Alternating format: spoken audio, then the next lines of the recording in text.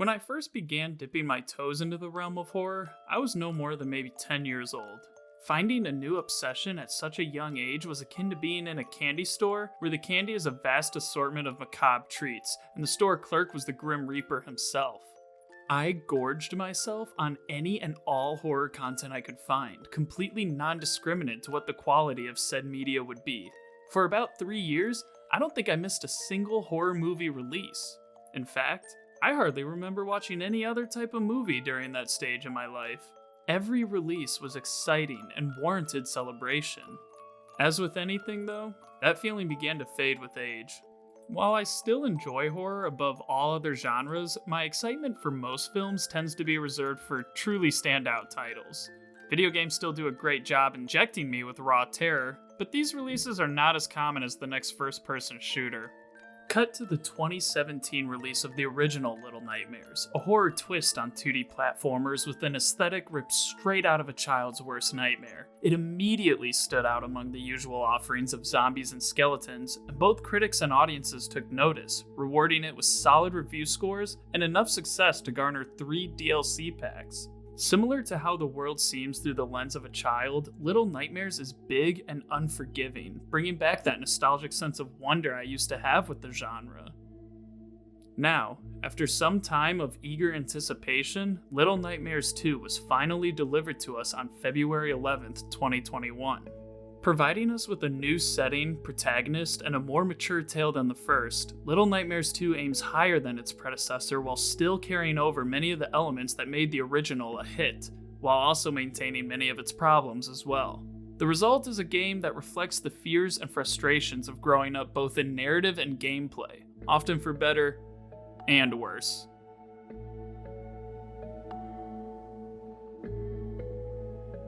Little Nightmares 2 puts us in the shoes of a young boy named Mono. Waking up in a murky forest, Mono makes his way to a rundown shack, where he finds our old friend Six. After rescuing her from the shed, the two are pursued by a rifle-wielding hunter, whom they narrowly escape after giving him a taste of his own medicine.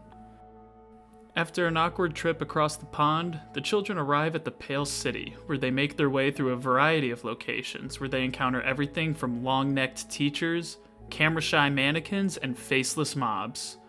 Working together to solve puzzles and escape harrowing chases, a sense of trust seems to grow between the two as they navigate the hostility of the city. Mono himself begins to discover a new ability he possesses, where he can warp between television sets and even pull himself into a twisting hallway, where he tries to reach the door at the end before being shot back out. The story is again told without a word being spoken, relying more so on visual storytelling through its world, NPCs, and how events unfold.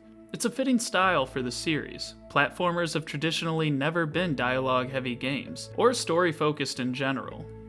So being able to tell this effective of a story without really breaking from the gameplay is something worth commending. It would not only feel weird, but unnecessary if after one of his poltergeist moments, Six just goes, whoa, that was weird. Because the game already does an excellent job conveying his and Six's thoughts and feelings through their animations. This serves to keep the game's pacing nice and tight, as when you are forced to watch a cutscene, they last only a few seconds at best.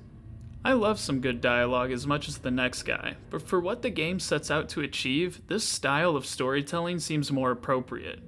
Little Nightmares 2's settings are also more interesting. Obviously, the added detail, especially on the PS5 and Series X, add to this, but the greater variety in locales keeps things feeling fresh and interesting, providing players with another reason to press on. The result is a well-told narrative that is more mature and complex than the previous entry.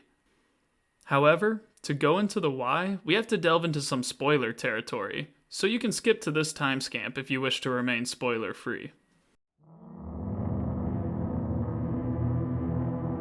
Something that struck me right off the bat with Little Nightmares 2 is that the settings are a lot more thematic. Opening in a brooding forest invokes imagery of many familiar childhood fairy tales, and chapters set in schools and hospitals reflect more traditional fears children typically hold. School is often a terrifying place filled with overbearing teachers and peers who are ruthless in their judgment and efforts to bring you down. Going to the doctor's office to get a vaccine shot can ruin someone's whole day, so seeing this doctor perform God knows what is a type of mind-melting horror that isn't felt in adults with a better understanding of how the world works. This all ties directly into the trust established between Six and Mono.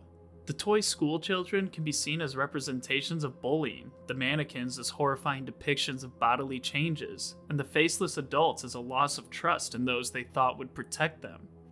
But through it all, Mono has built a friendship with Six, which makes the breaking of that bond all the more heart-wrenching.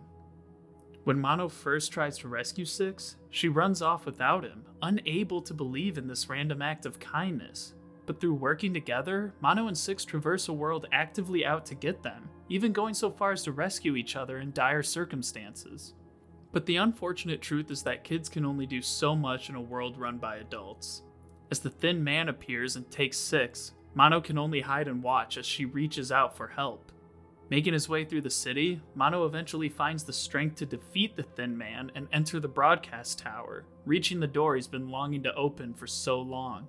The surreal dreamscape he enters eventually leads him to a corrupted form of Six in a playroom with a larger music box playing the same song he heard from before.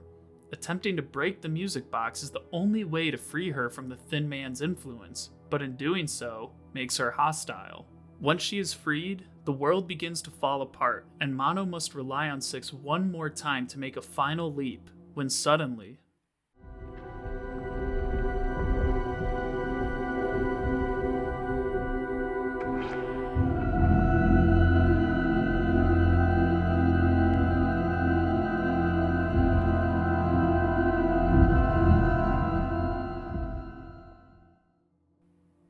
Six's betrayal shatters the one thing Mono held on to in order to brave the hardships of the world.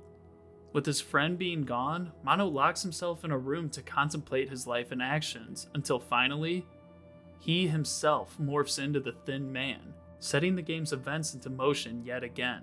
With his newfound power, he is able to contort the world to his liking and control the residents of the city with his refined powers, ensuring no one can hurt him ever again. Except, of course, himself. Mono's pursuit of his younger self conveys the idea that he is trying to rewrite history to stop himself from making the same mistakes over and over. Yet, it's this reluctance to accept what happened which is why he will always fall to his younger self. His insistence on trying to change the past prevents him from growing beyond it, dooming himself to forever repeat this cycle. We can see this idea in how the Thin Man treats Six. Despite Six's betrayal, I think all of the malice held inside the Thin Man is directed entirely at himself and the world that forced him here in the first place rather than at Six. When we first find her corrupted form, she's in a nice, comfy room surrounded by toys and listening to the music box she holds so dear. It's almost as if Mono is attempting to apologize for his inability to save her, as well as the psychological trauma she now faces as a corrupted monster. But this again does more harm than good, because in order to rescue her from this form, Mono's younger self always has to destroy what's most precious to her in order to ensure her freedom. It's a complexity video games still strive for today despite certain landmark titles, and definitely not found within the platforming genre. On the surface level, Mono's fate may seem like a typical Joker-esque origin story, but when you look at the context of his journey as a whole, layers of his growth and downfall present themselves in fascinating ways. If only the gameplay could have been just as intriguing.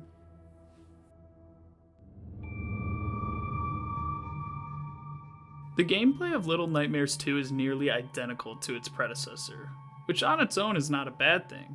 It's the implementation between the two games where we see issues start to rise. The first game was a much more straightforward affair. Solve puzzles, play hide and seek, and have a big chase sequence at the end of the chapter.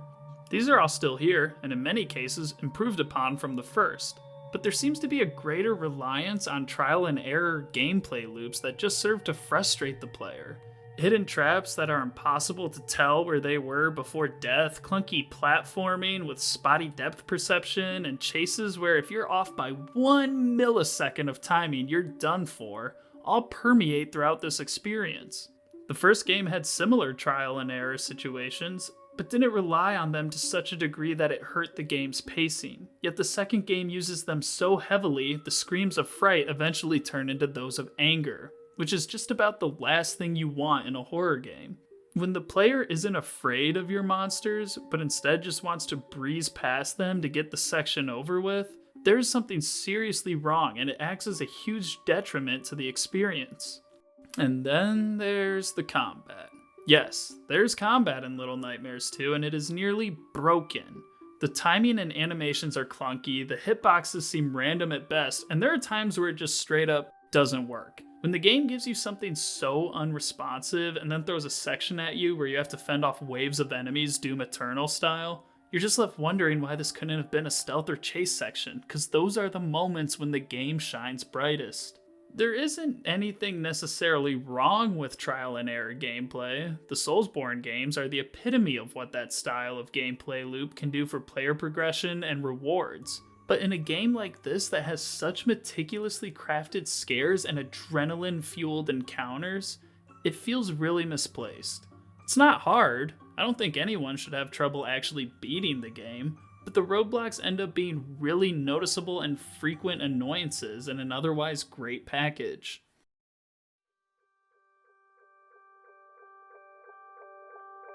With that said, Little Nightmares 2 is still a special game that I think fans of the first, or even just genre lovers in general, should play. It's just immensely frustrating that the rough patches of gameplay couldn't receive as much care as the world and story they've built upon. The first time experiencing anything horror related is always the most important. No monster can scare you the second time as much as the first. So it's really sad that certain parts of this game that would have achieved greater heights are dragged down from its disjointed gameplay. But it's important to keep in mind that not many people will boot this up for the gameplay. I know I didn't. I just wanted an exciting world with new scares and grotesque imagery, and the game knocks it out of the mall in that regard. I just didn't expect the gameplay to be an active problem during my first run either, and it's something I hope can be further tweaked in DLC or even a third game. And despite absolutely detesting the combat, I hope the developers find other creative solutions to provide more interactivity within this realm. But as it stands right now, Little Nightmares 2 is the perfect representation of childhood anxiety, frustrations and all, and I'm giving it a 7 out of 10. If you found yourself here and you liked what you saw, be sure to like and subscribe for future content, and leave a comment down below on what your thoughts are on Little Nightmares. But until next time, I'm Swim, and thanks for tuning in to Cool Down Gaming.